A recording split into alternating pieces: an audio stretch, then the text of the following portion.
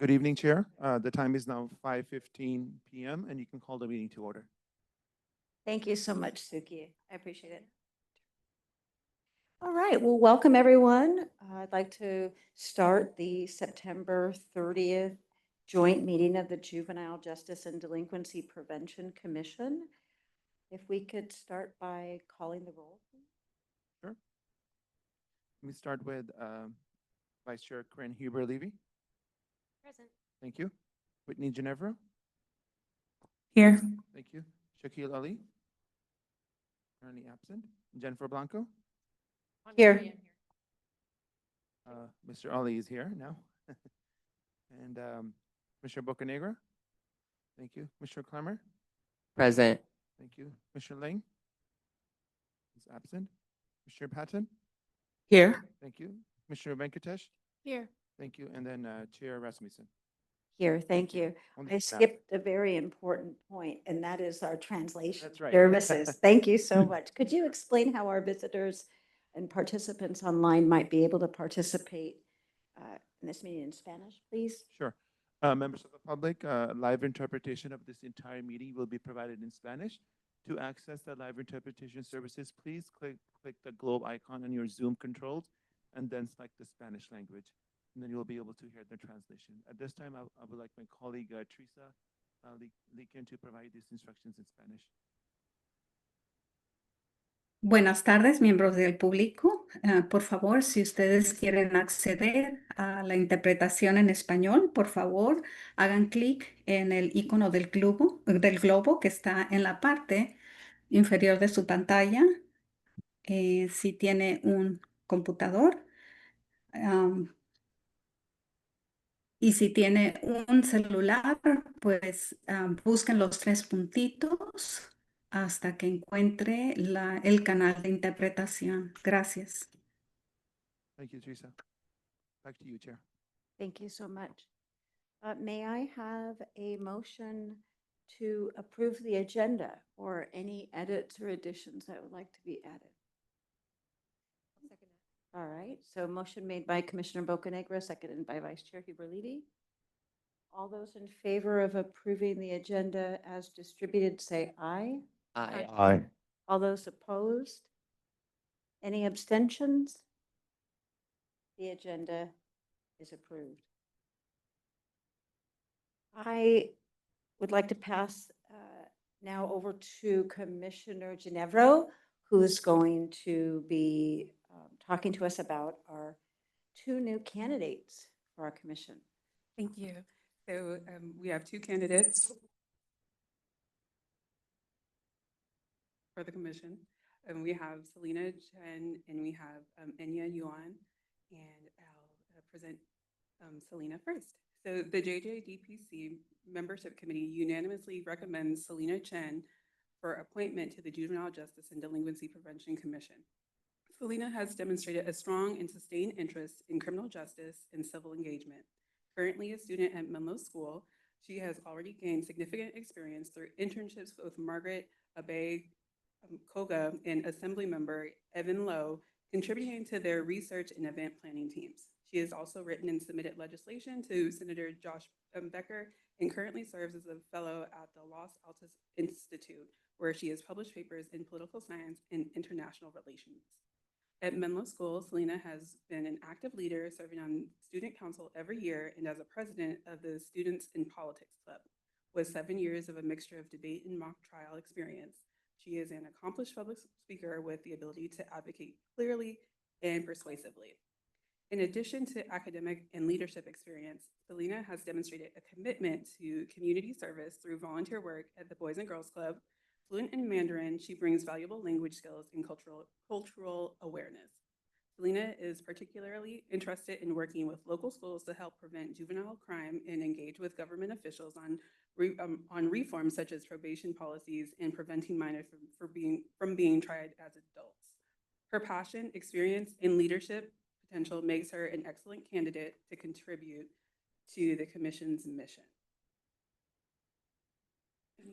Should I move on to the next one, or should we do any questions first? Okay, so being that this is a recommendation by the committee, we'll just go to a vote for recommendation. So all those in favor of moving forward the candidacy of Selena Chen, say aye. Aye. All those opposed? Any abstentions? All right, so congratulations. We've moved your candidacy forward. And we will be in touch as far as the next steps in the process. All right, next step. All right, so the next one is Enya Yuan, and the JJDPC Membership Committee also unanimously recommends her for the appointment of the Juvenile Justice and Delinquency Prevention Commission. Enya is a highly accomplished student at the University of California, Berkeley, pursuing political science and economics. Her academic preparation in statistics, quantitative analysis, and political theory equips her with strong analytical and critical thinking skills relevant to the commission's work. Enya's professional experience reflects a sustained commitment to youth injustice. She has interned with the Superior Courts of Santa Clara County, San Mateo County Juvenile Courts, the San Mateo County District Attorney's Office, and Congresswoman Jackie Spears' office, gaining hands-on experience with legal processes, case research, and working with system-involved youth and families.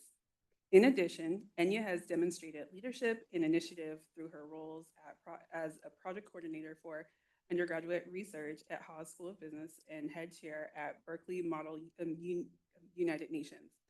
Her participation in programs such as Girls Nation highlights her ability to respect peers, engage in political discussions, policy discussions, and contribute to community advocacy. Enya brings a combination of academic rigor, legal and policy experience, leadership skills, and a commitment to youth advocacy, making her also exceptionally well qualified to serve on the commission. All right, thank you. All right, so I am going to call for a vote to move the candidacy forward for Enya Yuan. All those in favor, say aye. Aye. Aye. Any opposition? Any abstentions? All right, well. Thank you so much. We look forward to moving your application forward in the process and having you on the commission. Thank you.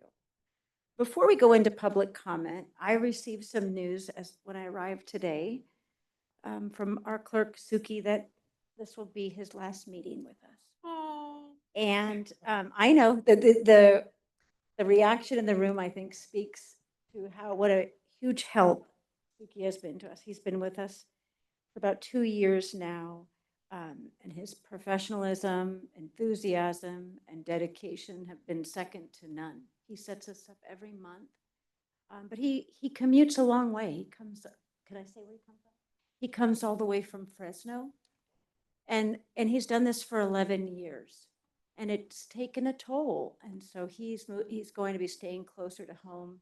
But I didn't want to miss the opportunity to publicly thank him for all he's done for us and for the county, and to let him know that he will be deeply missed.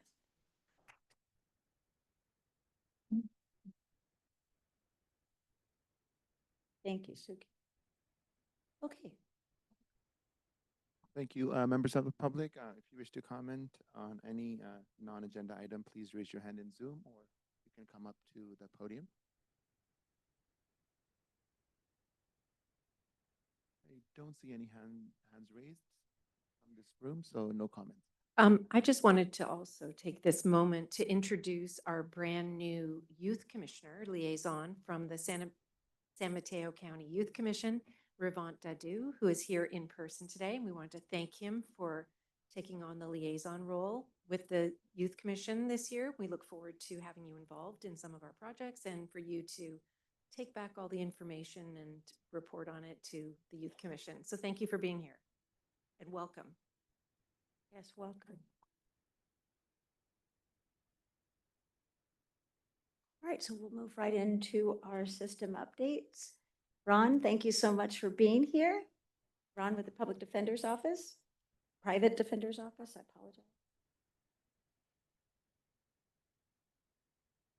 Good evening, everyone. Our numbers for the past 4 weeks are, we made 39 appointments. The breakdown, we had 3 detention in the past 4 weeks. Out of those 3 detention, one of them contained an allegation of 707B offenses. And again, those 7B offenses are refers to Welfare Institution Code, Section 707B, which lists a whole host of offenses which are considered serious or violent. In addition to that, we had 28 two sets. Those are arraignment out of custody. And out of these 28, there were 5 cases that contained allegation of 707B offenses. We had 1 sealing in the past 4 weeks, which meaning that youth petitioned to have their record sealed. On our Miranda consultation, we had 14 calls, and the breakdown for that were 9 of them involved youth 16 and 17. We had 2 for 15, and we had 3 14 and under. Happy to answer any questions. Thank you. Does anybody have any questions for Ron? Okay. Ron, are these numbers lower? Just on its face, they seem lower to me. Okay. Yeah, thankfully it was a slow month.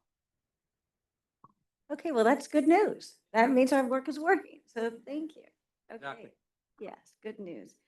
Okay, so we did receive word that Nadia Hahn from the Juvenile Division of the District Attorney's Office could not be with us this evening, but Commissioner Huber Levy has her report. Yes, so on behalf of Nadia Hahn from the District Attorney's Office, she provided us with this information for the charges filed from the period of August 27th to September 29th. There were 13 felonies, 6 misdemeanor charges, 2 infractions for a total of 21, and 15 rejects is what she said. So that means, I guess, applications or charges that were not accepted. That's it. Thank you. All right, that was nice that she provided that report. Okay, next up is the probation department, both institutions and probation services. And I see that Chief John Keene is also with us on Zoom.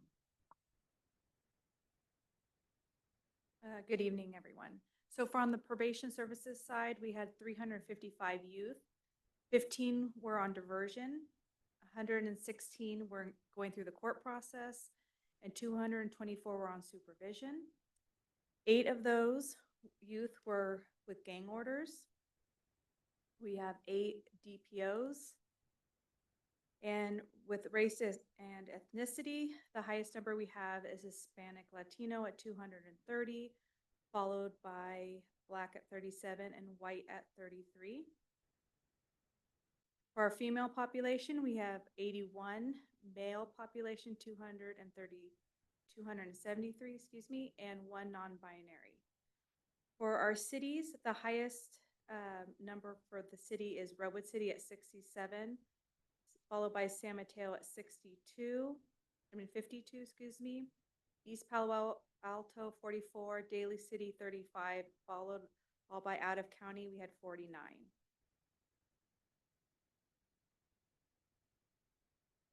Good evening, everybody. These are the numbers for the month of July. Our total population as of today was 35, 32 males, 2 females, 1 non-binary. Out of those 35, 7 of those males were secure track and 1 female secure track. The last day of the month in July, we had a total population, we had 26 felony, which were males. We had 2 misdemeanors, which were males. We had 0 felonies, which were females, and 1 misdemeanor, which was female, with a total of 29. For secure youth track facility, we had 7 felony males, 1 felony female, with a total of 8. For electronic monitoring program, EMP, we had 13 felony males, 0 misdemeanor males, 0 felony females, and 1 misdemeanor female, with a total of 14. For the YSC race and ethnicity, we had 0 Asian, 3 Black, 29 Hispanic Latino, 1 Native Hawaiian or Pacific Islander, 3 white, 0 Middle Eastern, and 1 other, with a total of 37. For EMP, we had 0 Asian, 1 Black, 10 Hispanic Latino, 2 Native Hawaiian or Pacific Islander, 1 white, 0 Middle Eastern, 0 other, with a total of 14. The average daily population at the Youth Services Center was 21 predisposition males, 3 post-disposition males, 1 predisposition female, 0 post-disposition females, with a total of 25. For SYTF, we had 7 male post-disposition, 1 female post-disposition, with a total of 8. For EMP, we had 10 male predisposition, 4 male post-disposition, 0 female predisposition, 1 female post-disposition, with a total of 15. The average length of stay was 56 days for YSC, 39 days for EMP. We had a total of 4 bookings for the month of July, which were in county, and 14 bookings which are out of county, with a total of 18. For releases, we had 18 YSC releases, 9 EMP successful completions, 0 CAM successful completions. For EMP referrals, we had 8 in-county referrals and 0 out-of-county referrals, with a total of 8. For CAM referrals, we had 1 in custody, 0 out of custody, with a total of 1. Thank you. Thank you so much. Appreciate that. And CAM is the alcohol monitoring system? Okay, thank you. Continuous alcohol monitoring. Okay. Is that a new program? You haven't reported on that? It Oh. was reported on last month, I Oh, believe. okay, I missed last Uh, month. Okay, that's great. Thank you. Okay, and that program's been in place? We've had it for a while. We just don't normally have a lot of youth on cam. So that's probably why you also haven't Oh, heard yeah, about a new it. term for me. Thank Yes. you. That's interesting. And so what does that actually mean when you say, so are youth in YSC? No, they're not. They're in the You know how community. EMP has an ankle monitor? Yes. It's like that. It's just an ankle monitor when they're out in the community that registers if they've been drinking alcohol or not. Oh, I see. Okay. So it's like an extra sensitivity for the ankle monitor. Okay, thank you. And I have a question, just a logistical question. So do we have any youth who are on, is this youth also on EMP or no? So do they ever have 2 machines on at the same time? I guess is my question. They can, Okay, or they can have one, just one. okay. 'Cause I would imagine that'd be cumbersome. Is it on the ankle too? The same. Well, we just switched to a new company, but it used to be just the same monitor does the same. So it wouldn't be Oh. like you need. Oh, okay, good, because I would hate to see a young person walking around in the summertime with 2 ankle things on. That'd be No, terrible. one But- monitor does both. Yeah. Okay, well, that's good. That's wonderful. Okay. I have a Okay, you just, I don't know. So thank you for those clarifying answers. And yes, Commissioner Clement. I was wondering if the company that you guys have a contract with for the electronic monitoring program, it's privately owned, correct? And then do you guys know the name of that company? Called Buddy. Buddy? Thank you.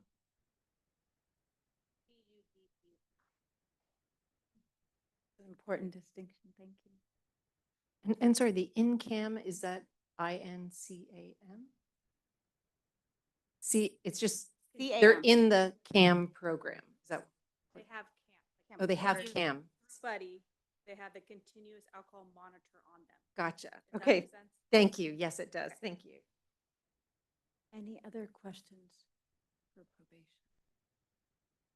All right, thank you so much for being here, and I appreciate I know we all appreciate the comprehensive report.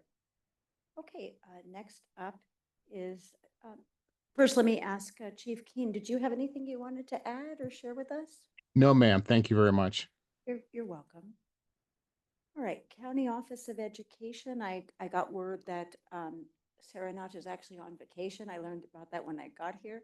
But we do have a report.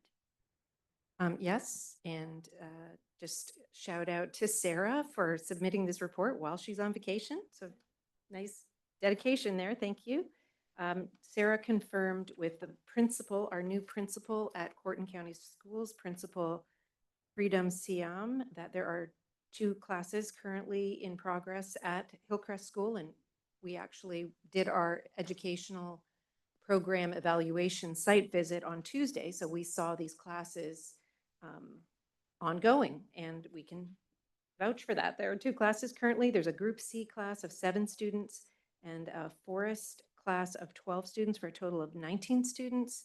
And these students represent various grade levels. So the teachers are providing the educational experience for a variety of grade levels in one room and a variety of capabilities too. So it is a unique challenge to provide education in the facility, which they are meeting. And it is, the breakdown of grades is 6 12th grade students, 9 11th grade students, 3 10th grade students, and 1 9th grade student right now.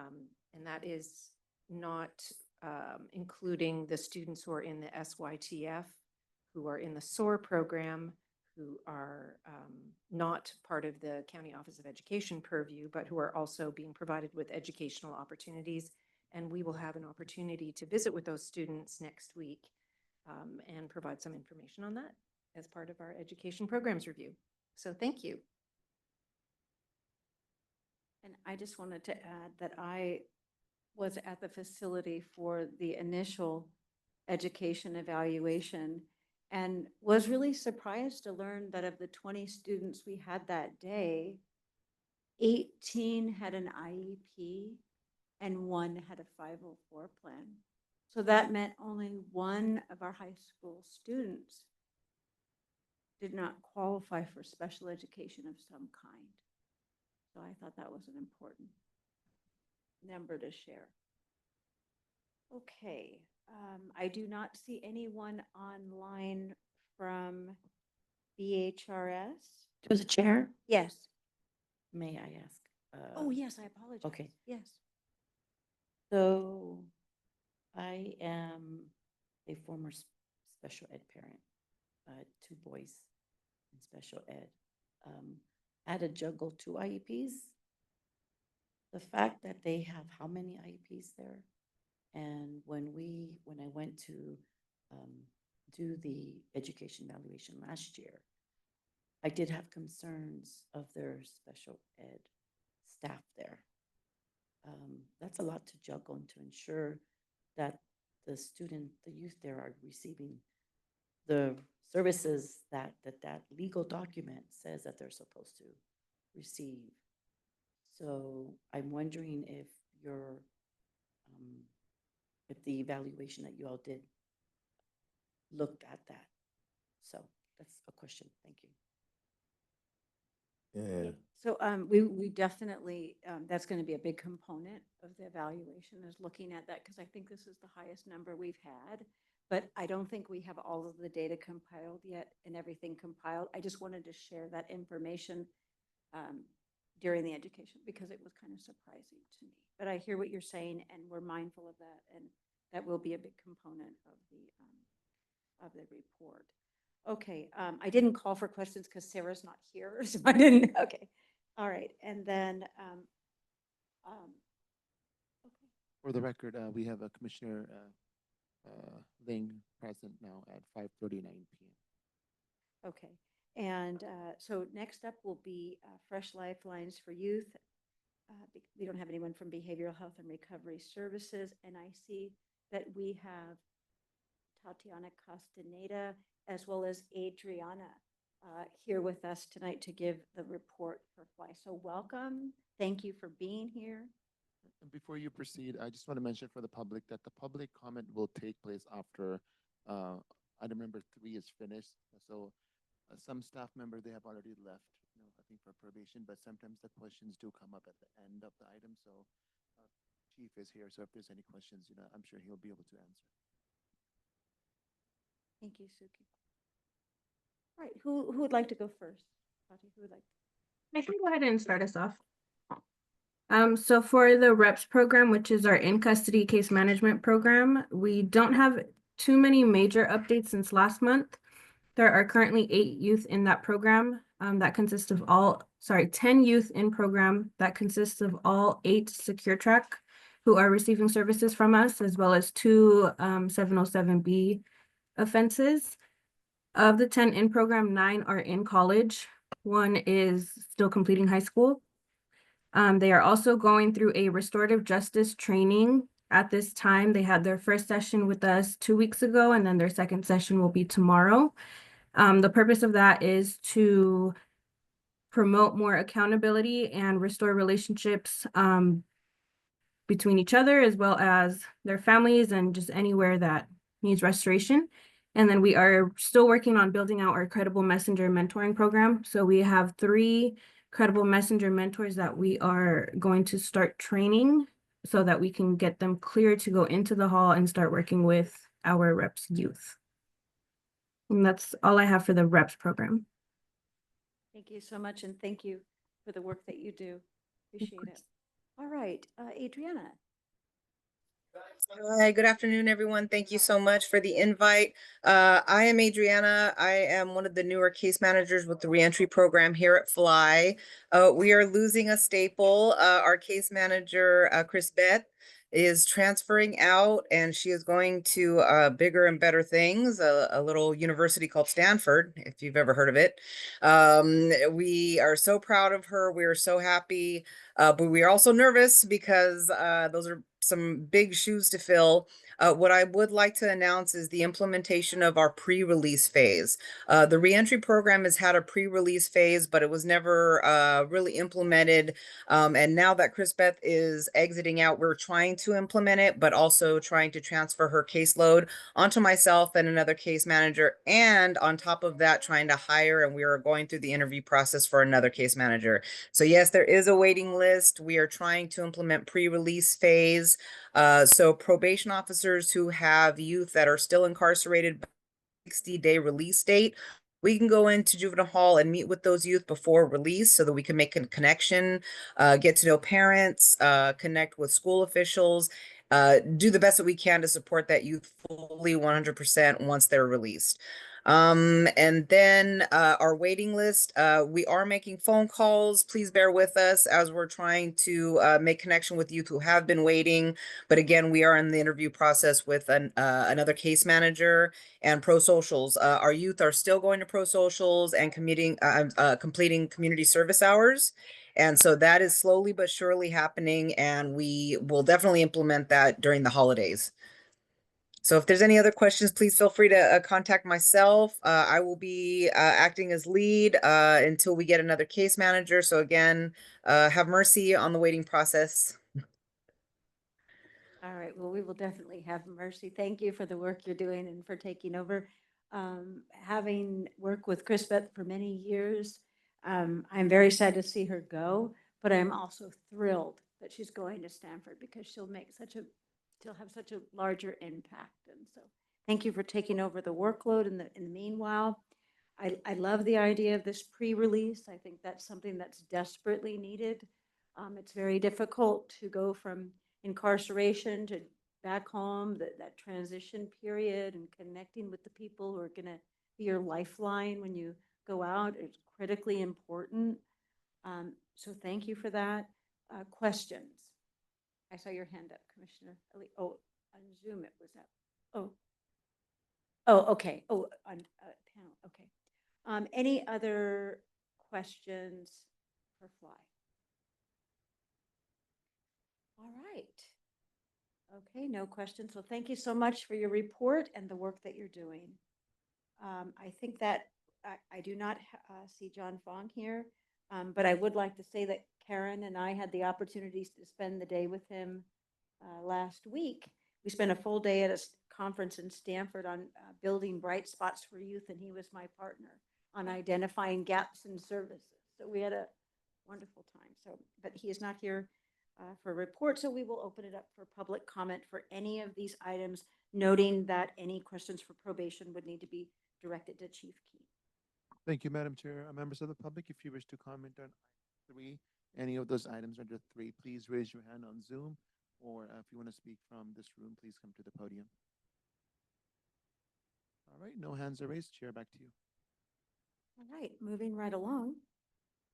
Next up on our agenda is the Gateway Reimagine Report, Enhancing Educational Opportunity through Partnership with, this was a report that was drafted by Stanford Law and Policy Lab.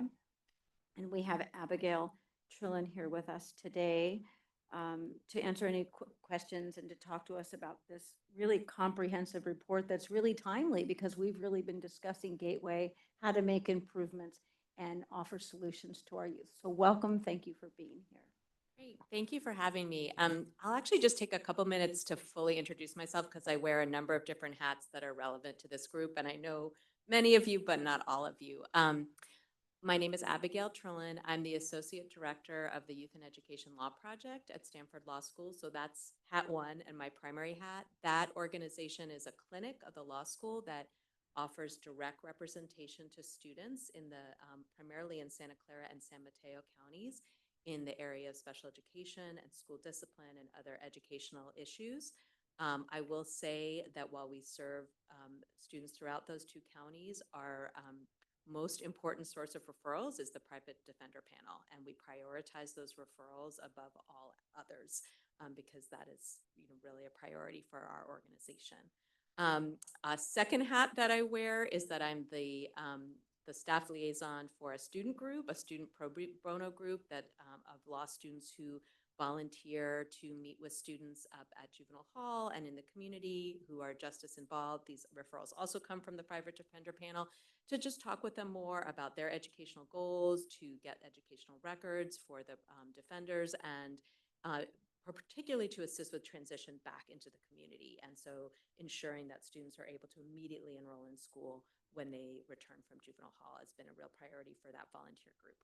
My third hat, which is why I'm here today, is in the winter and spring of 2024, so about a year and a half ago, I taught a class in the Policy Lab program at Stanford Law School, which is a particularly type of class that we have at the law school where students are asked to look at a policy question or problem and come up with some ideas to help partner organizations in kind of solving that problem or thinking about that problem.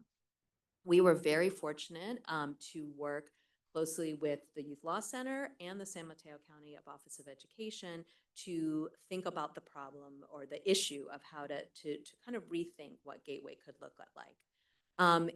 This started before, long before the Policy Lab came into existence. I think there was a discussion with the County Office of Education, potentially. There was discussion of possibly closing Gateway. There were just some discussions of what are we going to do. In the summer of 2023, the decision was made by the County Office of Education Board. We are going to definitely keep it open. We need it, but we want to have some thought and discussion about what it could look like and how it could be different. They engaged the National Equity Project to do a report working with various stakeholders throughout the county to kind of talk about what are some of the challenges and also the benefits of the program. We came in January. We were able to look at that report, and then our mandate was to think about how we could take the concerns that were raised in that report and the incredible opportunities that exist in this county, particularly specifically with the collaboration with Project Change and San Mateo Community College System. And to come up with some ideas of how those things could work together to solve some of the issues that were raised. I would say, first of all, the idea of bringing the community college into this conversation was not ours. That was already in the works when we came in. But I think most of you know, but I really want to stress the resources that we have in the community college system in San Mateo are amazing and unique to our county in that they're older than other counties. So Project Change is the oldest program in the state to support formerly incarcerated young people in community college. Because of Project Change and advocacy by the Youth Law Center, there are now programs like Project Change in almost every community college in the state, but Project Change is the oldest and it was the first. And so in terms of having a partner for a really innovative model, it's a really good one to have. And I think one of the things that was really exciting about this project and why the students were really excited about it was that we had the opportunity to make some suggestions for San Mateo County, but potentially create a model that could be adopted statewide. And in fact, the report that you have in your packet, we presented, actually my students presented along with Associate Superintendent Chris Schaus at a conference in Los Angeles last November with the idea of trying to spark throughout the state ideas about using the community college collaboration to really improve alternative education. You have the report, but I just want to kind of very, very high level summary. I think the concerns that came up in the National Equity Project report kind of fall into two buckets. One is just the challenge of providing for a large variety of needs with such a small program, right? I mean, just all the different things that students could need in a very, very small program. So that's one just major challenge. And again, that's not unique to Gateway. That's a challenge in alternative programs like in county schools. And then the second challenge was really about how it feels to be at Gateway and kind of how it kind of the more of the way that students sort of experienced it in terms of their thinking about their future and kind of the fact that it was physically located on the juvenile hall campus and just some of the history of the school kind of that's a little bit more of a the student's perspective of kind of how being in the program influences their thinking about their future. And what is so beautiful about the idea of the collaboration between San Mateo County Office of Education and the community college and specifically Project Change is it actually solves for both of those, right? So on the one hand, if you have a program that is housed at the college, you can absolutely solve for the problem that you have so many different needs with this very small group of students because they can use all the different resources at the college. Including taking many classes in the college, but not even just that. There's tutoring at the colleges. There are programs, language programs, right, that might be really useful to students. There are all kinds of student clubs and things like this. So it's just a huge variety of things that students can partake in that they would never get in a tiny, tiny program. And then on the other piece, it just completely changes the way that students might feel about being at that program, right? Because first of all, just take the physical space, right? If you move the program from a place where every day when you go to school, you see juvenile hall, which might have been like one of the worst things that happened to you, right? And you move it to a place where every day you see college. That's really different, right? That is really different. And the Youth Advisory Board from the Youth Law Center that we interviewed for this project, they spoke really powerfully about how much difference it makes to literally see a different future physically, right? And that's why the cover of the report has the community college, right? Because I think that was just really important to us that the physical change could be so impactful. But it's not just the physical change, right? I think all of you who know anything about Project Change know how powerful that program is because it is primarily run by young people and not so young people who have experienced the juvenile justice system themselves, right? Starting back with the founder, Katie Bliss, and through many, many of the directors and the other staff. And so it creates this immediate opportunity for positive role models for the students. And again, being able to see, okay, this person had this very negative experience that I had, but now look, not only did they go to college, now they're running this program, or they're currently at community college and they're staff in this program. And that sense of community and positive community is just a huge asset. So very excited about the possibility of this. I think the report provides some pretty detailed suggestions about kind of the logistics of how this could work. Our recommendation was basically building on the middle college model, which most districts, I think, the larger districts in this county have a middle college that is based at one of the community colleges, and so the students are taking certain number of classes in a high school homeroom, but physically in the college, and then other classes. So our recommendation is that we use that same model, with the high school being the county Office of Education, and so that students could get some core classes, students could get special education services in that setting if they need them, because those are not available at the college, but then students would also have the opportunity to partake in all kinds of other classes at the college and other activities, which I think is also really important. So that's kind of the high level summary. I'm happy to answer any questions, and thank you for including the report. Yeah. And I hope everyone will get a chance to read it. Yes, thank you for being here, and thank you for giving us, for summing up the report. And I have a lot to say, but I'm going to pass it over to my commissioners first to get their questions and insight first. Who would like to go? Commissioner Lee. Sure, I just have, thank you very much for helping us digest the report. I read it through very quickly and had a number of different reactions, like, oh, wow, I mean, this is really quite out of the box and, hopeful and exciting and positive. And then my next thought was, are the students in the program, and I don't know the current students at Gateway, but are the students at Gateway all headed towards college? And does that matter? That's a great question. So I think one of the things that is so, one of the things that I appreciate about the San Mateo Community College system is that not everyone who goes to community college is going to then transfer to a four-year college. Right? That is certainly there as a possibility, but there also are all kinds of other kinds of options that are more looking at different kinds of career paths. I have clients who are doing welding and just all kinds of things. And so I think being on that campus and having the opportunity to take those classes doesn't mean that you are definitely going to go to four-year college.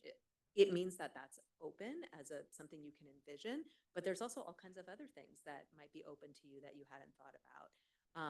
So I think that's one of the positives of the community college system is it's very broad in what it offers, and so I don't think it's I don't think that this collaboration would it all kind of keep students in that there's one path. I think there are many paths and many paths that are available through the community college system. Thank you. Commissioner Clemmer. Yes, I was wondering, so I recently attended a education inspection at Hillcrest, and I was wondering, I talked to a lot of students who were undocumented, and I wanted to know if that would present any particular barriers to entering this program or enrolling at the community college, and how those, if so, were circumvented in the report. Yes, thank you. That's a great question. I don't anticipate that being a problem at all. We have free college in San Mateo County. We also have AB 40 throughout the state that provides for financial aid for students who don't have documentation. So we are very lucky in the place that we sit. That being said, things are changing every day. But at this point, I wouldn't anticipate that being any problem. I was wondering if you'd taken this report or a presentation towards any community college, like officials, or if you presented this to them. Yes. So when we completed the report, which is now over a year ago, we presented it to Project Change. We presented it to the Youth Law Center. We presented it to San Mateo Community College. And we also presented it to San Mateo County Office of Education. So we did presentations to all of those groups in May of 2024. Were there any concerns that they brought up, or like their general reaction was like? The general reaction was really positive from all of those stakeholders, and yeah, I really want to credit the County Office of Education for being really enthusiastic for something that I think is a big lift, right? But really open, and certainly the community college has been really incredible in their kind of, I mean, to the point of just showing us like, oh, this is where it could be. Like, here's the space. Like, it just the welcoming was really heartening. And again, I think we have to really recognize how lucky we are that we're sitting in a place where the community college is looking at a group of students who've not been super successful, right? I mean, Gateway is for students who have been pushed out of traditional schools, and the community colleges has come on down, right? Like that, I think we have to really appreciate that. So yeah, I mean, I think there are obviously going to be logistical challenges. There's going to, again, there's varying needs of the students who are there. There's, transfer, there are probably lots of details to work out, but I would say that everyone we presented to really embraced the concept, which was really encouraging.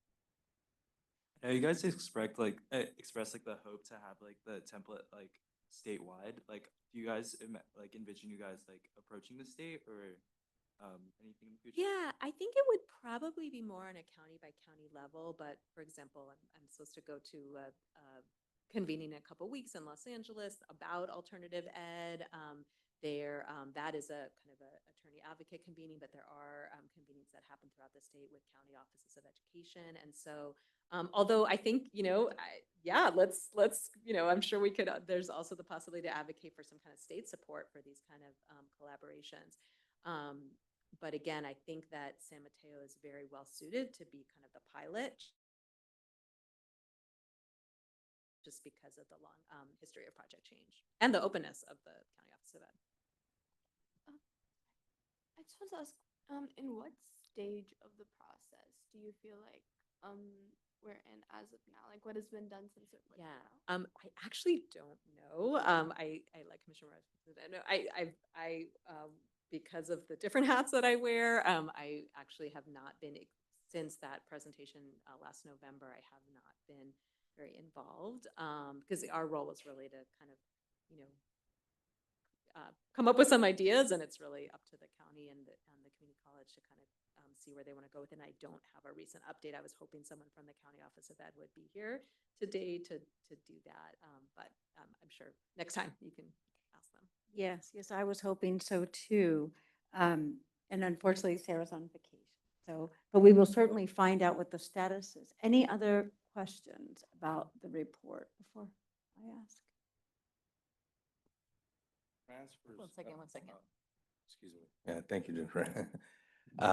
On transfers there, I see that there are 4 pathways: voluntary transfer, expulsion, school attendance review board, and probation. Which of those pathways is the most frequent pathway that youth find themselves there? I think the one that is the most expulsion for students who are expelled, there's really no other option. So that's probably the most, that's the pathway that there are no real choices about, right? In terms of like, we have to have a program in San Mateo for students who are expelled. Those other pathways, there are probably other things that could happen with those students. That's why we felt it was really important, and we made the recommendation that especially in its sort of initial phases, that the program really focus on those students, because what we don't want to have is a program that, and those students have kind of been not successful, right, in their traditional schools. And so we didn't want to have a program that some of the students at Gateway could be successful at, but not the ones who actually that's their only choice, right? That would be a terrible result. And so we really encourage the County Office of Ed to really focus on that group of students. In terms of the numbers of how many students are there through which pathways, I don't have that. The county would have. Any other questions before? Okay.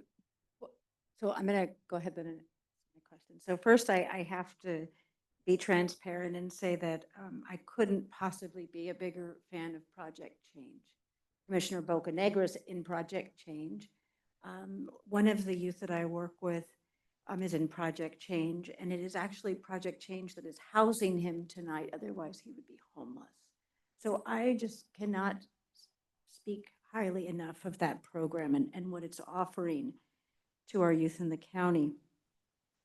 I also think that where Gateway, we understand that there's significant challenges there. We had issues with transportation when Samtrans cut the bus service off there. And while CSM is just a little bit down the way, it has way more transportation opportunities. My only concern in reading the report, having worked with the youth, I go to these project change meetings a couple times a week. I mean, I'm in the work. And I see that some of our youth who have really had difficult upbringings, who never envisioned themselves in college, need considerable support. There's some social anxiety about being there. Do I belong here? Am I smart enough to be here? All of those things that require extensive hand holding. And I'm holding hands, so I know about it. But I think that this is an excellent idea. I am a little bit concerned that I thought that Gateway was only the school for kids who were expelled. And I think we do have other alternatives for kids who aren't expelled. And I was surprised to hear that we have, like I just learned last week, we have kids there for attendance. Well, we have other ways of managing that, right? Not through Gateway, which is really isolating. So with the students who are expelled, oftentimes when a student is expelled, it's for violence, drugs, or weapons at school. So how do we manage that on a campus like the community college? Did that come up at all in the conversation? I think where it maybe came up, I think just to kind of go back to what you're saying about Project Change and the support, right, is that Project Change already, for those of you who don't know, if you're in Project Change, if you are going to community college and you're formerly incarcerated, you can join Project Change, and they meet every single week. You will have a specific Project Change counselor assigned to you. And there are specific community college professors who sign up to say, I will be there for Project Change students, and those are the classes that you're encouraged to take. And so you are being cared for and welcomed, I think, in a very special way.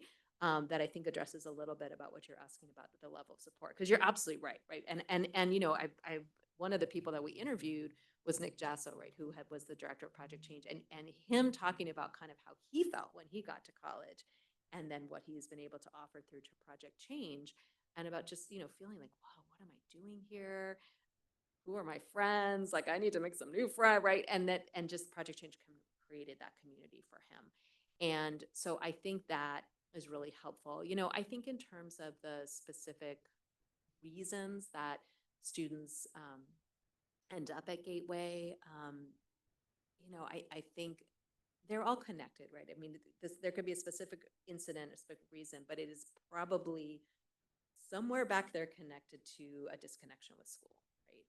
And so that, I think the idea of trying to put students out of school that maybe they will be inspired to be connected with, whether it's being connected with a counselor from Project Change or a peer or a professor, is part of that repair, right? And so, I mean, if a student is at Gateway because they brought something they weren't supposed to bring to school, that's not the whole story, right? We know that's not the whole story. And so I think this is an opportunity to address a little bit more of the story. And the other thing, just with regards to support, I think our report is very clear that students at Gateway need pretty significant support, including mental health support. And what is encouraging about the idea of this collaboration is you're basically leveraging two pots of support, right? Because you're going to have mental health services that might be available through the County Office of Education, that might be through students' IEPs, but it might also go through other funding or counseling support that the county has. And then you have the support available at Project Change. You also have counseling support completely separate from Project Change at the community college. So there's so many different options for students to get the support that they need. And it really allows, I think, the leveraging of support and dollars. Thank you for that. Because we also have to be mindful of what the community's thinking too, right? And dispel any fears that they might have about what's happening. And they have a a lower maturity level too, right, at maybe 15 or 16. But thank you so much for being here. I am just thrilled about this opportunity. Like I said, I am personally witnessing how Project Change is changing people's lives. And I just hope that we can offer it to more students. Thank you so much much for having me. Public comment. I guess we'll open up to public comment. Okay. Thank you, Madam Chair. Members of the public, if you wish to comment from Zoom or from this room, please come to the podium or raise your hand on Zoom. Please state your name. Thank you. Hi there, my name's Melissa Wilson, and I want to thank you so much. Very excited to see this. It's never been lost on me that Gateway as a name for a school always seemed like it was a gateway to juvenile hall rather than to college, so this is exciting. I guess my comment is a request that I saw that transitions in and out will be tracked with data, and I haven't seen the San Mateo County Office of Education track data very well. And so my plea would be to have Stanford involved in supporting data tracking, making sure that piece gets placed in there, because that's critical to ensuring that it's a quality education that's being provided. And although we all know that Project Change is awesome, it also needs to be reflected in student scores and outcomes. Thank you, Ms. Wilson. No additional speakers and no hands on Zoom. So back to you, Chair. All right, thank you so much. And thanks again for being here with us in this fabulous report. Please thank your students, and we look forward to receiving more updates, hopefully, as this moves forward. Next up on the agenda is our inspection reports for the Elysian STRTP and the San Mateo County Receiving Home, and this year's inspection team was led by Commissioner Ginebro. Thank you. Okay, so yeah, so we went to Elysian as well as Receiving Home. It was myself, Commissioner Blanco, and Commissioner Patton on July 25th. I'm not doing that. I was like, I don't know what's going on. All right. Okay, now I am. Now I did that. All right, so just an overview of the facilities. So it's two facilities in one. It's basically one building that mirrors each other on both sides. One side is the STRTP, that's Elysian, where the youth can stay a little longer term. Those are for youth 12 to 17 years old. And then there is the other half that is the Receiving Home. That's the temporary shelter for youth that are 6 to 17. The focus of both facilities are safety, stabilization, therapeutic care, and individualized support. So the background of both locations. So for Elysian, it's a 24-hour intensive therapeutic care facility for youth with specific treatment needs. So this is generally for youth that may have behavioral issues, substance abuse issues, or it could also be court mandated. It could be a part of what was determined by the courts. Services that are available, they have therapists that are on site, they have supervision, they provide behavioral guidance, they have various activities that are available for the youth. They try to give them as much of a normal day-to-day experience as possible, but also a very individualized plan for services. The goal is healthy growth and successful transition from when they graduate from the program. The Receiving Home, it's a little different. It's not as long of a stay when you're at the Receiving Home. It is a short-term facility that provides a place for you to stay that are in crisis while they are making arrangements for permanent solutions. The focus, of course, again, is stabilization, family reunification, or new placement. And an exciting update from the last time that we visited last year is that they went from a transitional license for the Receiving Home to a permanent license. So it's a permanently licensed shelter for youth within San Mateo County. So some of the highlights of the programs, and I'm sorry for Commissioner Blanco or Commissioner Patton, if you have anything to chime in, please do, because I will just keep talking. So they really do focus on voice and choice, and that was something that I heard the staff say several times. So it's very important for them to listen to the youth and also to give them options and to give them choice about the services that they receive and how they are received. Um, for the Elysian side, they do receive immediate therapy, screening upon intake, as well as receiving home if they're long enough. For Elysian, they do have therapy sessions 3 to 4 times a week. Now, this could be individual with their therapist, this could be a group session, or this could be in crisis. They also really believe in providing customized therapeutic experiences. So it is whatever is most beneficial for the youth. So it's not a fits all. They even give the youth some opportunities to kind of decide how the group sessions are going to be led. So they have some say about the services that they receive, and it really gives them that autonomy as well. For education, they generally will be able to attend their home school if those arrangements can be made and if it's feasible. If it is not feasible for the high school students, they will go to Aragon. There are aftercare services that are available for the youth that graduate the program on the Elysian side, as well as transitional kits that are available for the youth for both sides. So they even give them, they showed us where they had a bunch of blankets that were going home with all the youth for wherever they were going next. Their clothing allowance did increase, so it's $250 when youth first get to their site for Elysian.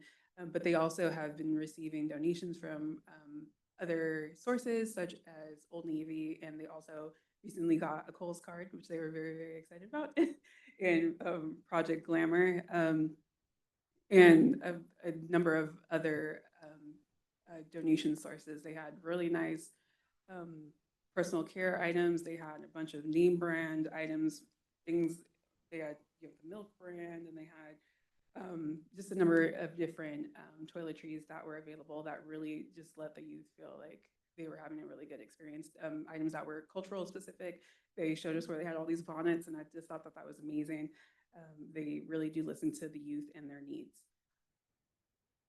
They also do go on different outings. So they might go roller skating, they might go to Tahoe, they might go to Universal Studios. They could really go anywhere, especially even just on one shift. They might just jump in the van and go, and they really want the youth to have a good time while they are at their facilities. Of course, the youth that are on the receiving home side, because it is a temporary shelter, they only stay up to 10 days. So their experience might be different because they're not staying full time. They do have the opportunity to possibly transition to Elysian to the STRTP if they do qualify for the services, but they generally will be placed into some type of housing through the placement team. They actually celebrate all major holidays. They celebrate all the holidays, and then on the receiving home side, they do also have a sensory room. They added glow in the dark stars on the ceiling. It was really cute, looked really, really nice. So the day-to-day experience for the youth that are at these facilities, it's really about giving them structure and routine with some level of flexibility. There is an expectation for them to, do their chores and to go to school and to treat each other nice. And there are those expectations. And they are very present, and they're very supportive of all youth, depending on whatever is going on. So even if youth might not feel like going to school that day, they try to figure out what's the problem and how can we overcome this obstacle, instead of just laying the hammer down or allowing the youth just to not go to school indefinitely. They really do look at each youth individually and support them individually. They do turn off the Wi-Fi at 9 p.m. For healthy sleep, and they offer replacements for like white noise or music to youth, so that they won't just have to use their phone. Just another update I know that from last year, there was the concern that youth had to pay their own phone bills. So they did clarify that either the family will pay for the cell phone, or they can get a foster phone. So that's a program where you can receive your cell phone through for being a foster youth. So the youth that are at these facilities, they can have visitations. Of course, it is specific to the court orders. So if there are any restrictions, then they do abide by that. And they do understand the needs of the youth. So when the youth do want to accept visitation from certain individuals, they allow those visitations. The visitation can be on site, it can be off site. It's very flexible. And additional support services are readily available as needed. I was able to interview one youth that was at Elysian. They stayed there for about 6 months, and they are currently 16 years old. They currently are in foster care, but they are transitioning back home and reunifying with one of their parents. And you know, in probably typical teenage fashion, they didn't have much to say to me. I was just some random person giving them a phone call, and they did have a heads up that I was going to give them a call, but they did describe that the program, it was very nice. Everyone was very kind and supportive. They enjoyed, it was an enjoyable experience overall from what they said. They said that they felt listened to, they felt safe. They said that the only challenge that they really experienced were just other peers being unkind to them in certain situations. And I asked what happened generally from with the staff in these moments, and they let me know that the staff just quickly intervened to resolve any issues that were going on in the site. So that was very reassuring as well to me. And so as this youth reunifies with their parent, they will continue to receive aftercare support from Elysian as well. So the staff that are at Elysian, they really do see the youth through all stages and all steps of the process. For our team, we actually had no recommendations or concerns. I was on the team last year where we did have some either recommendations or concerns, and they quickly addressed them, and they made appropriate adjustments. They were really excited. Anything that they noticed that was something that maybe we discussed last year or we recommended last year, they were really excited to show us and to tell us about the changes. Like they redeveloped their program, basically guidelines or handbook, and it's over 500 pages now. They really were extremely thorough and thoughtful about how their services that they provide can really be impactful to the youth that stay at their facilities, either side, for either the receiving home or for Elysian. My only recommendation is that, I wish that something like receiving home could house our youth even longer than 10 days. But I know that they really did fight I remember last year when they talked about it, they really fought to even extend it to 10 days, and that's beyond their control. So, that's not a real recommendation, but that's just me putting that in the atmosphere. Maybe something will change. And I think that's really it. I don't know if, oh, go ahead. Yeah, I was just gonna say, I was really impressed at how they work hard to individualize the programs for each youth. And if a youth express interest in anything, they try to make it happen. So there is a youth who goes to a boxing gym because that's something they wanted to do. There was another youth who wanted to learn how to cook. And so they set that up. They have a beautiful kitchen with a gigantic refrigerator with all kinds of food in it, fresh food that's available to the youth in the programs. And then also regarding the updates from last year, they were very excited to show us how they updated all of their outdoor equipment and the containers and whatnot. And they have they were purple and green, so they were really pretty, and it was a very welcoming environment. So definitely very impressive. Thank you. Well, it was my first time going to Elysian. I always wondered when I used to go to the election office quite a bit, but I always thought, who lives there? So now I know. But what a model program here in our county. We just had some foster youth homes that can model what they do for our youth. I think our kids would be better off if they have to be placed out of their own homes. But I was very impressed. I wasn't on the team for last year's inspection, but there weren't that many recommendations anyways to talk about or ask or where, because she did mention that they did do that after they submitted the report to them. But just piggybacking off what Trina said about the youth that wanted to cook, it smelled really good. She made what was it, chili? Oh my gosh. Yeah, too bad we couldn't stay. I'm just gonna recommend it's right. And we briefly were able to speak with her. We had contact with her, but she looked like she ran the place. I mean, that was her home. That was her home turf. And just what I noticed, what I observed was the interaction between this one particular youth with the staff.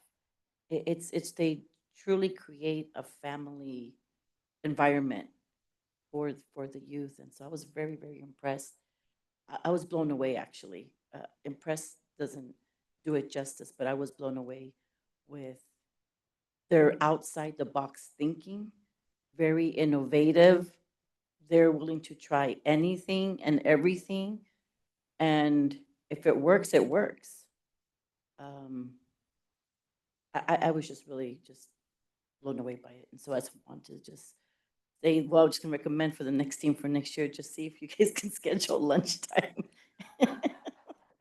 Actually, just to piggyback on that, when I spoke with Amy as a follow-up, she actually really was interested in the commission coming to their site and doing like a panel or a meet and greet or some type of, something, because they really do enjoy having us there and have the youth be able to ask us questions, because we even were trying to explain to them like kind of like what we were doing there, like why we were there, what a commission is, and we did discuss that. So yeah, that'd be great if we could figure out how to also have lunch there while they're cooking or doing something nice. And the other thing that Amy did say, I did want to mention it, was there was a thank you to Commissioner Blanco for follow up on some information that you're getting. She just wanted to say thank you. She wanted to make sure that I let you know that she said thank you for that. Yes, while I was there, one of the conversations was about, I think someone brought up college, and it just triggered my mind about the Cal Kids program. So I shared that information with them. They weren't aware of it. And then actually one of their staff members, I know their daughter who's at UC Berkeley right now. And I didn't know that she worked there, but she was sharing about a program I put together here in 2023, and she mentioned lowriders. So I was able to connect them with, they're interested in bringing lowrider club to the youth there. And so I like the idea of having the commission interact with the youth there. Maybe a barbecue. They have the spot. Yes, they do. So anyways, I love that. I love that they invited us to come. And I did want to mention the youth that was cooking the chili. That's right. She did ask us, so who are you? Who are you guys, right? And what do you guys do? Kind of like, why are you here? Yeah, she put us on the spot. But anyways, I can't say any more positive things about Elysian. We're very fortunate. If our youth do need a place to go, I'm glad that they're there for them. Exactly. Questions for the Elysian team? Yes. So they did put umbrellas out there on the yard? Little. Either they had the umbrella, either it was out or they had one. Yeah, there was that table, because remember they had the table that was quite close to where that walkway was. But yeah, so I think that it's either it was there or they had one, but because they have a new table. And they did have a new storage place Mhm. to put things that weren't currently in use. Yeah.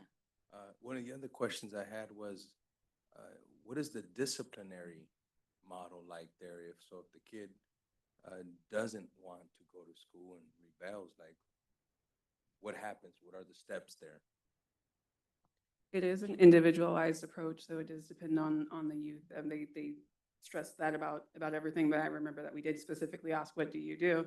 And they almost jokingly said, we bother them until they want to go to school. You know, it's like, let me ask, let me find out, you know, why don't you want to school? Okay, well, let's do an activity, let's do therapy, let's do this, let's do that. And so, you know, almost the youth want to just be away for a little bit, but they don't really focus much. It doesn't seem like there's a need for a very heavy like focus on discipline, because they make it such a comfortable environment for youth, and they make it like mentioned, you know, so individualized, and they do listen, they talk, and they figure out other methods.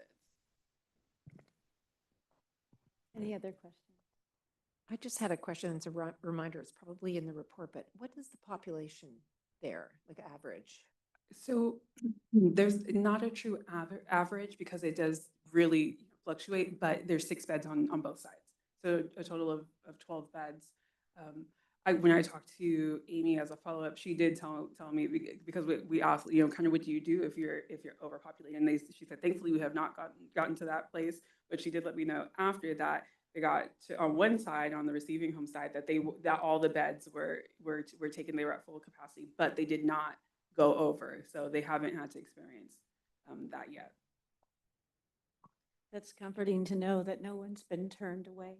I was on the team last year, and I, like you, were completely impressed. I'm like, what a gem that we have here. What a gift to give to these children if they have to be out of their homes. The way that they're treated with such care and dignity, and is really respected for who they are individually. I was thrilled to hear that they removed some of the language that I felt was a little shaming. There was some language that was like, if you needed clothes, but the way it was stated made them feel like less than, like you'd have to be, you know, without in order to get it. And so we wanted to change that language. I'm thrilled to hear about the outdoor shading, because the tables were metal and it was on a hot day. It's difficult to spend time on a hot metal table. And the allowance. This is something that was really important to me, working with kids who are in STRTPs throughout the state. So many of them get like $5 a week. And we know that you can't even buy chips and a soda for $5. And then we wonder why kids are shoplifting. They don't, like, it just seemed to me like a no-brainer that we would at least give them the dignity to carry a little bit of money, so they, if they're out with their friends and their peers, that they could buy a snack or go to McDonald's. So I was thrilled. I mentioned this to John when we were together at Stanford. I said, you just do a fantastic job. And he honors his staff and is very proud of that program. And I just wish we had the funding and capacity to open it up to more youth in the county, because it is really a remarkable program. So thank you for the time and effort that you put into the report, and appreciate it. So I'm looking for a motion. To the chair, one more Yes. thing. Just want to give a special shout out to that staff. A lot of love and care, nurturing. I just kind of left me speechless, and it takes a lot to leave me speechless, but they have an awesome, going to piggyback on your last comment. That staff is just truly, truly amazing. So I'm looking for a motion to approve. Before Yes. that, I did notice after the agenda went out that I forgot to copy the information from the staff interview from one report to the other. So with the motion, whoever, that will be an edit that I'll make before. Okay. And I also need to call for public comment. I apologize. Sorry, thank you, Madam Chair. Members of the public, before we take the motion, if you have anything to say, please raise your hand in Zoom or come up to the podium for item number 5. All right, no hands are raised. Back to you, Chair. I'll make the motion to approve the report with the addition of the information that Commissioner Ginevro has mentioned. Do we need? Is this seconding? Yeah, second. I think we do, because it's an official report. I think we do.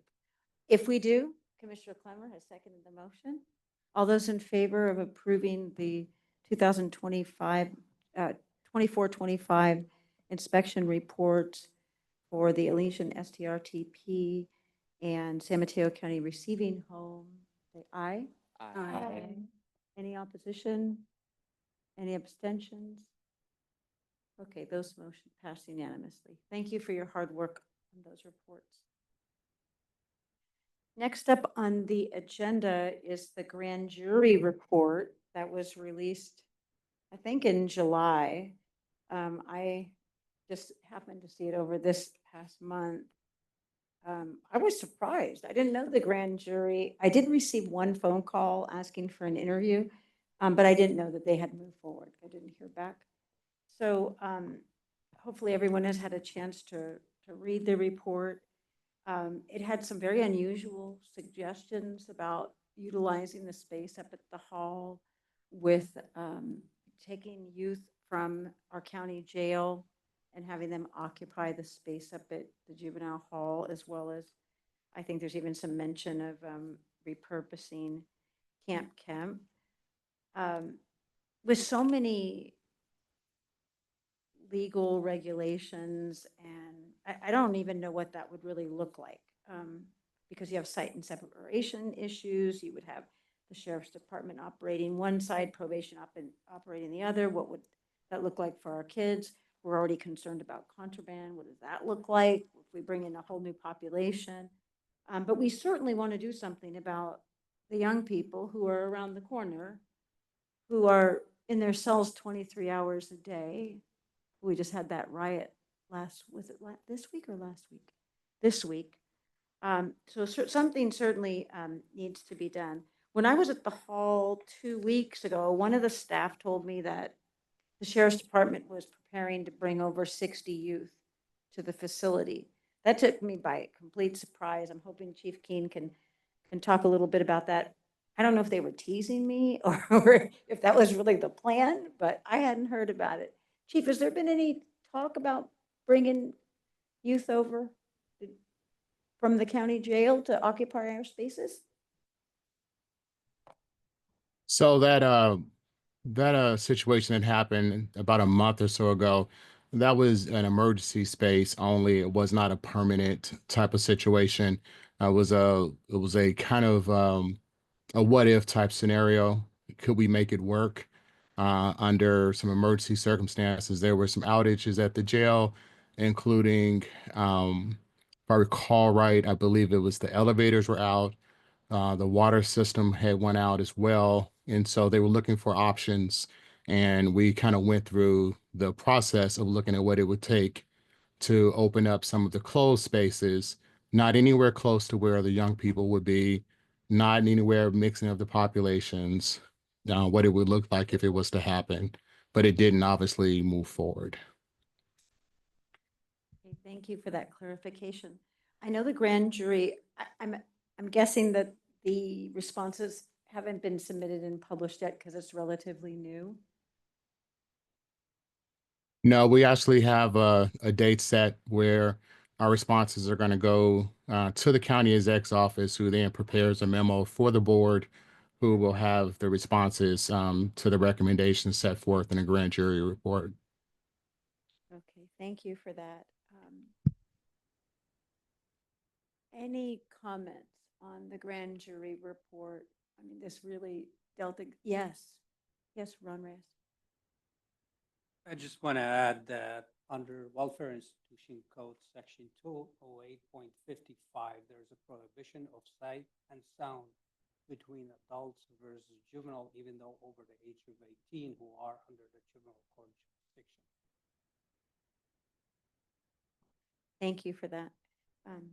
That was some of the concerns here. So while we certainly appreciate the time that was taken to write the report, I'm not sure that many of the recommendations are doable, but we'll certainly be following along.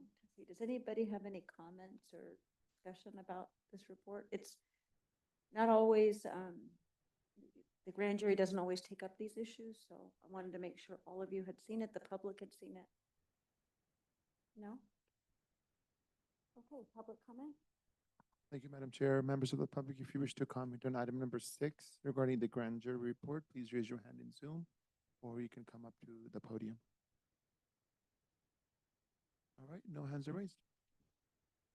Okay, next up on the agenda is each year in the fall, we need to form an officers nominating subcommittee, and that committee is charged with identifying commissioners who are interested in serving as either chair, vice chair of administration, or for membership. The requirements for being on the subcommittee is you can't be interested in serving in that position. I think that's it, right? You can't be, so you can't want to be someone who's put up for those positions. Typically, for the new commissioners, we have a lot of new commissioners. Typically, how this works is commissioners can either nominate one of their peers or are welcome to submit a nomination for themselves or express interest in the position. And the committee then meets with folks, right? Karen, do you want to explain? I think you've been on that subcommittee. I've never been on it. I have been on that committee. So yes, you can be nominated or you can self-nominate, and the committee will then reach out to anyone who is nominated or self-nominated to just get a little bit of background. If there are, you can only run for one position. If there are multiple candidates for a specific position, there'll be like a little election that goes forward. And you would choose, if you've been nominated for multiple positions, you would choose which position you'd like to pursue. And what I would say is I would really encourage anyone who hasn't had the experience of taking on a leadership position to try it out, because it is not scary. You get a lot of support from your co-commissioners, and it's a wonderful opportunity to experience the commission in a slightly different way and have exposure to different things and stretch yourself and be amazed at what you can accomplish and feel pride that you've taken on this responsibility and learn in a different way. And I can say that when I took on doing minutes years ago, my first thought was like, first of all, like, I think if you're a lawyer, you always get asked to do minutes. So I was like, I'm like, well, I've done this before, but then I was like, oh, I'll be able to pay attention in the meetings and I won't take in as much. And I found that the experience was actually, because our meetings are taped or videoed, you can fill in any blanks later. And the exercise of actually writing minutes helped me retain so much information and organize it in my brain in a different way. So it really helped on what was a very steep learning curve for me, not having had a background in juvenile justice. So it was an excellent opportunity, and I would encourage all of you to think about one of the positions. And if you don't think about it, we'll probably come after you. So what we're looking for tonight is for at least 2 members to serve on this subcommittee, who would then go forward with the process. We would need to hold the election probably at our November meeting. Typically, it's the November meeting. Yeah. So I'm looking for 2 members of the commission to serve on the subcommittee that would be in charge of the nominating process this year. Well, that either means everybody wants to put in for the positions or that folks don't have the time. So I'm hoping that, yes. As I'm going to be going to college next year, that I would not be able to take on the position. So I'd love to help out in any way that I could. So I think Thank you for that. Okay, we're looking for one more. Or you can think about it and let Chair Rasmussen know after the meeting. Chair, Yes. I'd be interested. Oh, in- okay. Thank you, Gia. I appreciate that. Okay, so commissioners, please submit your nominations to Commissioner Clemmer and Commissioner Venkatesh. And we will get with both of you to talk more about the process, fill you in on what we do. And thank you for stepping up to serve in this capacity. We appreciate it. Any public comment? Any public comment on item number 7, please raise your hand in Zoom or come up to the podium. All right, no hands are raised. All right, so moving right, it's only 6:45, so we're already up to announcements. So as many of you may have gotten in your email, there's been a number of key pieces of legislation that have passed that are either been signed by the governor or there to be signed now. The last I saw is that the probation, Ron, you may know, the probation legislation on juvenile probation, I know that passed. Has the governor signed that already, or is it waiting to be signed? My understanding, it's with the governor. Okay, I'm so not that's, sure if there's anything that happened today, but. okay. It's one of those ones that we're all kind of waiting to see what happens. So, so that's the big one. So if it's with the governor, I know there's many calls out from Nickel, from Youth Law Center. If you are inclined to reach out to the governor and ask for him to sign this bill, I would encourage that. It'll make a difference for the youth that we serve. And I also wanted to announce that we held our retreat at the Redwood City Community Activities Building in Redwood City on the 20th of September. The county provided us a nice lunch, and we actually arranged to have a listening session with the youth on Pine 4 in a confidential setting.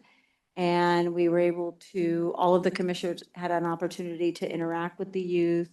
And I think we were all very impressed with their maturity, with how much they've grown, what they're doing with their lives. And I think it really enriched our experience. And I think it was a beautiful way to start out the day because it reminded us who we are working for, who this is all about.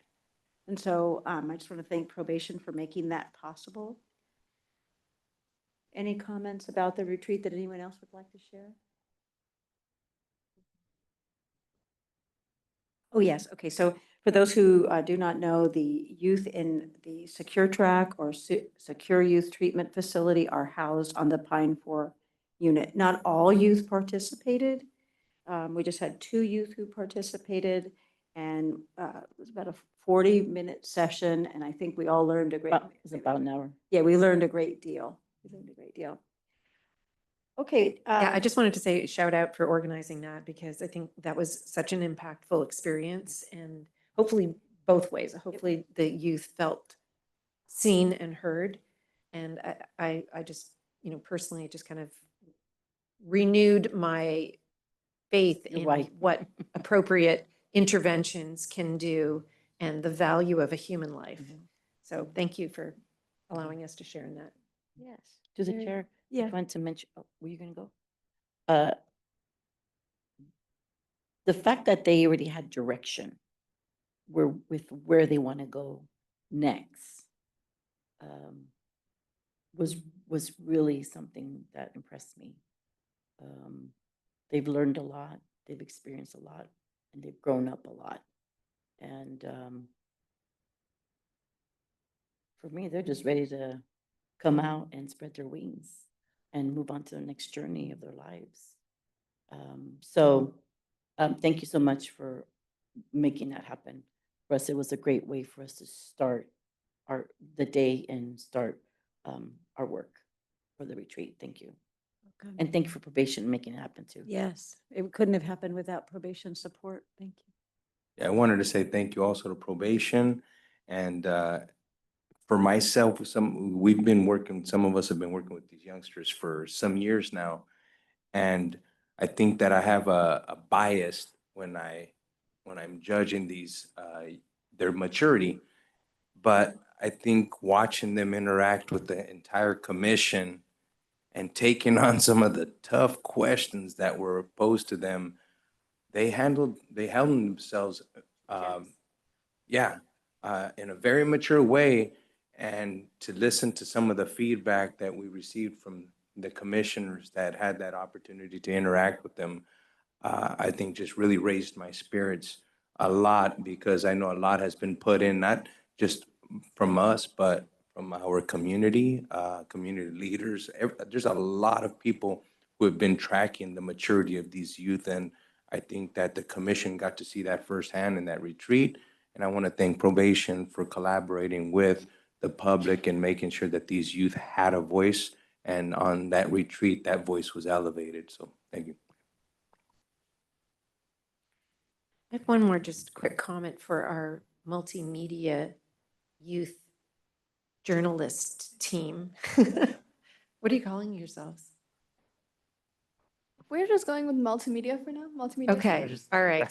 I keep wanting to add extra adjectives to describe you, but would that be a great article about the listening session that just, I think you it know, would. without Of course. giving out any confidential information or identity, but just kind of the experience, the kind of overarching, communication that was facilitated that we were able to share and Yeah. understand, and the positivity of it, and how important it is to keep sight of individuals who are in the system, and not just as a group, but as, the human beings who are experiencing and striving and encountering challenges that they're overcoming and, having success. And, I think it's a good news story to elevate the resources of our community here that are pulling together. It's not perfect, but it's progress. And, there's a really good story there. So. Yeah. I mean, I think that this would be an amazing opportunity to cover for our first, I guess, hard news story, which would be awesome. I know I serve on my my school newspaper's editorial board. So I will be more than happy to assist with that. And G, I believe you work for the Scott Scoop, which is another student-run newspaper. I think another opportunity for this is if any commissioners would be interested in maybe writing an opinion piece or something describing their experience, that I feel like that would really connect with the audience. And I think that could be something, we have been planning our long form blog. So if anyone's interested in contributing to that, I think that would be a really meaningful way to hear directly from the commission. If not, I think one of the three of us could collaborate on that. So just shoot one of us an email if you'd be like that. Yeah, I think we don't always hear about these beautiful success stories, and whenever we can elevate them, I think we have a responsibility to do so. So thank you. Okay, so that was announcements. I don't think we need public comments. So now we're up to matters of commission interest, and we may be early tonight. So I wanted to announce that I've been working it's maybe been 9 months now with Darius from OICR. Him and I, we work very closely together, both locally and on the statewide level at our statewide group. And OICR has offered to host a working group. We actually met with Director Lucero, and they've offered to do a working group with commissions throughout the state. I think there's going to be 12 of us meeting. We're going to be meeting through the month of October to develop a needs assessment for commissions throughout the state of California. And the goal is to be able to have consistency in our training materials. So we hope that OICR will not only be providing us guidance, but onboarding assistance and things that will really help elevate commissions across the state. So I'm excited to be part of that working group, and I look forward to providing updates on how that will move forward. I've also received an invitation to join the Juvenile Justice Legislative Subcommittee up in Sacramento. So I'm thrilled about that, and I look forward to reporting out on that as well. And then I also wanted to report out matters of commission interest. I've been working with youth as an advocate in San Francisco and a liaison with their public defender's office with youth who are facing transfer to adult court. As many of you know, Brooke Jenkins has filed 6 transfer requests in the last year to transfer youth to adult court. And I am pleased to say that our very first one took place the week of September 15th, and we were victorious in keeping that youth in the juvenile system. So on that beautiful news, we will adjourn the meeting at 6:55. Thank you so much for being here. Thank you all.